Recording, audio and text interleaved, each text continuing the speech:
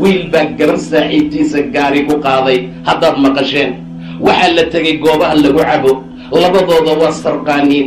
labadooda way sarqaansan yihiin labadooda khamri bay cabsan yihiin labadooda waxay ku talagelayaan wiiga dambe fasaxana inay tagaanay soo cabaan waa ku jirtaa waa gabar waa qof dumar ah xijaab ma leh waxay wadataa ma leh waa la hasaabaya wax allaala wax ka reeban xaggooda ma jiro asaga xayawaankuu ka liitaa aydana way ka daran tahay cabbaar markii la socdaa gaarigii qallimay walaalayaal kullu mri'in musabbaxun fii ahlihi waalmowtu adnaa min shiraaki naclihi gaarigii yaasaa markaa u rogmay wuu dhaawacmoo dhakhtar baa la dhigay way holacdoo way gubatay